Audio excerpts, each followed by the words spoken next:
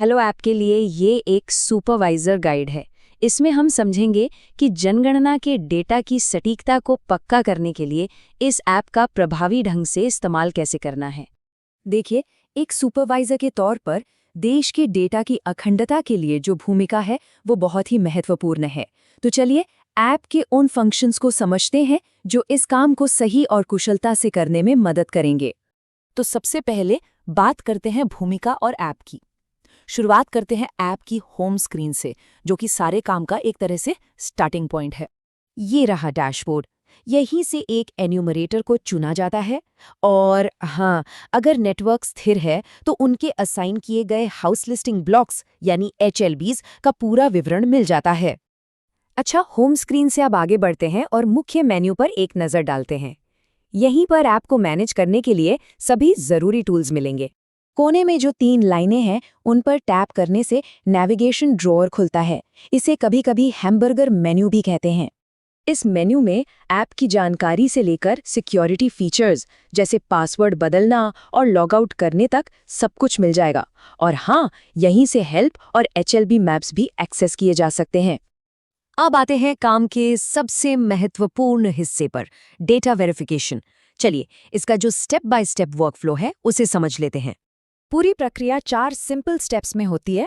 पहले एन्यूमरेटर चुनें, फिर उनके HLB डिटेल्स निकालें, उसके बाद एक रिकॉर्ड चुनें और फिर आखिर में समीक्षा के लिए उस खास लाइन का डेटा फेच करें। जैसा कि यहाँ दिख रहा है, इसका फ्लो बहुत ही आसान है। एक बड़े ब्लॉक की जानकारी से लेकर किसी एक खास घर के रिकॉर्ड की जांच करने तक सब कुछ बड़ी आसानी से हो जाता है। तो एक बार रिकॉर्ड फेच हो जाने के बाद ऐप उस घर के लिए सभी 34 सवालों के जवाब दिखा देता है। अब समीक्षा शुरू करने के लिए सब कुछ तैयार है। अब देखिए, डेटा की समीक्षा करना एक बात है, लेकिन उस पर एक्शन लेना ही सबसे ज्यादा मायने रखता है। तो आइए देखते हैं कि ये डेटा की सटीकता पक्की करने के लिए रिमार्क्स कैसे दिए जाते हैं। ये एक बहुत ही जरूरी सवाल है, क्योंकि सुपरवाइजर की भूमिका ही क्वालिटी कंट्रोल को सुनिश्चित करना है। पूरी समीक्षा के बाद सुपरवाइजर के पास 2 ऑप्शन होते हैं।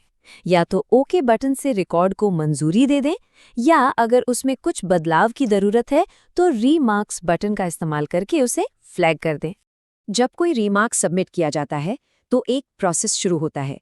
काम को सिंक करने के बाद ये फीडबैक एक ऑटोमेटिक SMS के तौर पर एन्यूमरेटर को भेजा जाता है, जिसमें सटीक जगह और ज़रूरी सुधार का पूरा ब्यौरा होता है। ये वाकई में एक बहुत ही कुशल फीडबैक लूप है।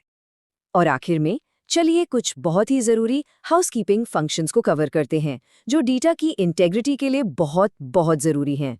एक बात याद रखनी है, सिंक बटन ही काम को अंतिम रूप देता है। जो भी रिमार्क्स लिखे गए हैं वो तब तक एन्यूमरेटर को SMS के जरिए नहीं भेजे जाएंगे जब तक सिंक बटन नहीं दबाया जाता।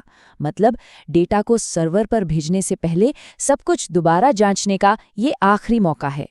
फॉरगॉट पासवर्ड, जो कि लॉकआउट के लिए है, और चेंज पासवर्ड, जो ऐप के अंदर से रेगुलर अपडेट्स के लिए है। इन दोनों के बीच का अंतर समझना बहुत ज़रूरी है। अब एक बहुत ही महत्वपूर्ण चेतावनी, जिस मोबाइल डिवाइस का इस्तेमाल हो रहा है उसे बदलने के बारे में। ऐसा करने से डेटा का परमानेंट लॉस हो सकता है, इसलिए इस पर ध्यान देना बहुत ज़रूरी है।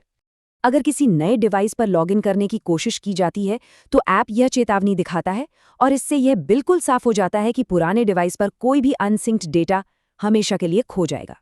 ये है आखिरी कंफर्मेशन। एक बार जब ये दिख जाता है तो प्रक्रिया पूरी हो जाती है और इसे वापस नहीं किया जा सकता।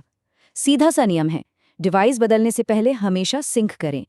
तो कुल मिलाकर बात यह है कि हर एक रिमार्क, हर एक सिंक और हर वेरिफिकेशन जो किया जाता है वो सीधे तौर पर हमारी राष्ट्रीय जनगणना की नींव को मजबूत करता है। लगन से किया गया काम ही डेटा की गुणवत्ता सुनिश्चित करता है। और ये हमें एक सवाल के साथ छोड़ जाता है। जब हजारों सुपरवाइजर इसी प्रक्रिया को दोहराते हैं तो एक स्पष्ट, सटीक फीडबैक राष्ट्रीय स्तर पर डेटा की गुणवत्ता को कैसे बदल सकता है?